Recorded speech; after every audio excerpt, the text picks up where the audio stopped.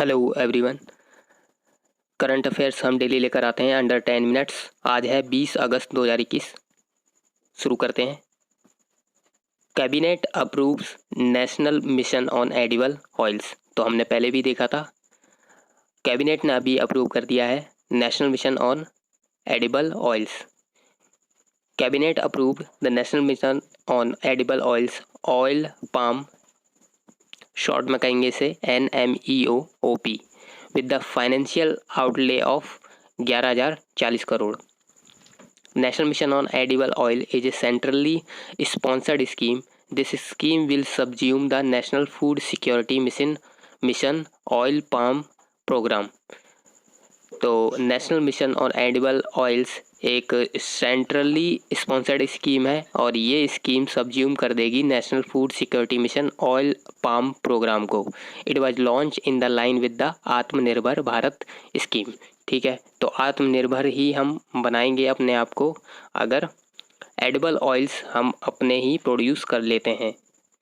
The National Mission on Edible Oil was launched with the aim of covering oil palm in an additional area of 6.5 lakh hectare by 2025-26. It seeks to reach the target of 10 lakh hectare. Okay.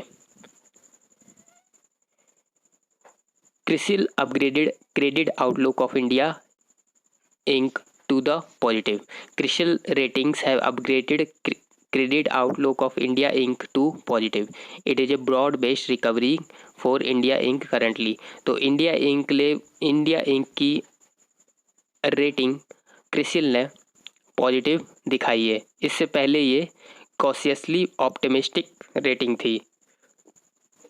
CRISIL क्या है? CRISIL एक formerly called as credit rating information services of India limited. It is an Indian analytical company that provided rating research and risk and policy advisory services. It was the first credit rating agency of India.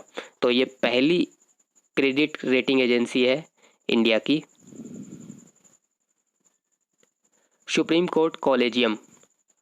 The Supreme Court Collegium has recommended to the government 9 names for appointment as judges in the court, and in the process scripted history by naming Karnataka High Court Judge V.V.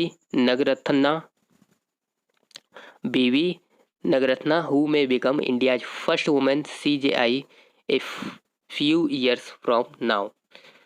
तो supreme court ने अभी 9 name suggest किए हैं, 9 name suggest किए हैं कि इनको जज बनाया जाए.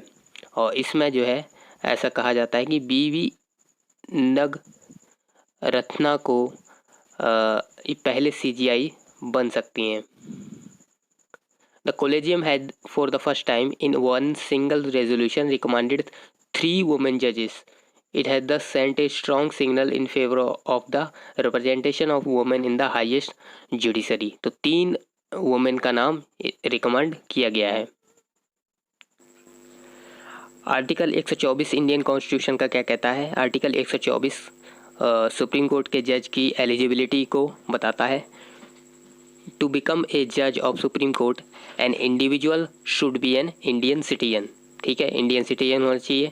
इन terms of age a person should not exceed 65 years of age. 65 year से ऊपर का नहीं होना चाहिए.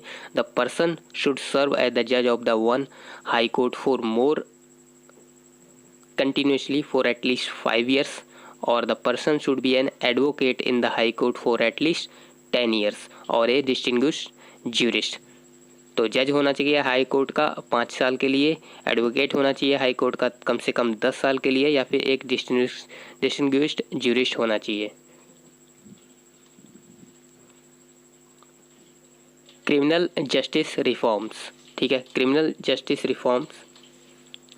A group of experts under the National Human Rights Commission has expressed serious concern over the slow pace of reform in the criminal justice system to ensure speedy justice. तो कुछ expert ने NHRC के expert ने express किया है अपने views की जो रिफॉर्म्स हैं क्रिमिनल जस्टिस में वो बहुत ही स्लो हो रहे हैं. सजेस्ट रिफॉर्म, इन्होंने रिफॉर्म सजेस्ट किए हैं। Special laws and fast track court could replace the certain offences under the Indian penal code in order to reduce the piling up cases at every police station. तो fast track courts इनको लाना चाहिए ताकि जल्दी से जो cases बहुत बढ़ गए हैं वो निपटाए जा सकें।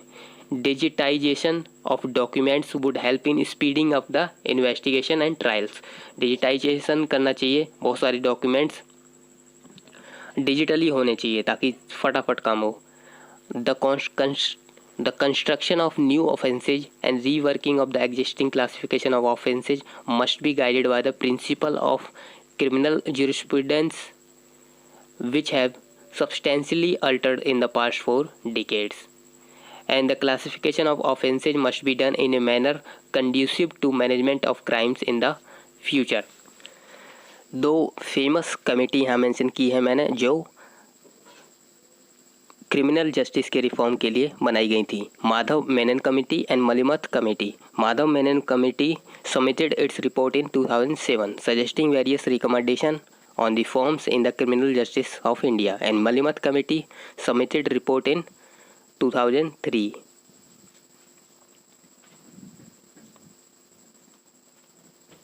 What are the detention center for foreigners? Detention centers क्या है? They are places designated to keep illegal migrants, people who have entered a country without necessary documents, once they are detected by the authorities till the time their nationality is confirmed and they are deported to the country of their origin। तो ऐसी जगह है जहाँ पर illegal migrants को रखा जाता है जब तक उन्हें डिटेक्ट ना कर लिया जाए कि ये इलीगल है या नहीं है। फॉरेनर्स एक्ट 1946 ने रिप्लेस कर दिया था फॉरेनर्स एक्ट 1940 को, confirming wide powers to deal with all foreigners. The act empowered the government to take such steps as are necessary to prevent illegal migrants including the use of force। UN peacekeepers, External Affairs Minister Jaishankar has announced the rollout of technological platform or partnership with the UN Unite Aware to help enhance the safety of UN peacekeepers। The platform has been used in 4 UN missions। The minister has also outlined a 4-point framework for securing the peacekeepers। 4 point इन्होंने दिए हैं peace keepers को secure करने के लिए। Need for the deployment of proven cost effective and field serviceable technology that were environmentally friendly in their construction. Peace keepers needed sound information and intelligence, need for precise positioning and overhead visualization, investment in capacity building and training of peacekeepers with regard to technology। Cattle island news में है। Cattle island Orissa का एक island है। Cattle island is one of the 3 island in the Hirakud reservoir. It has been recently selected as the sightseeing destination by Odisha Forest and Environment Department। The island is a submerged hill and before the construction of Hirakud Dam it was a developed village।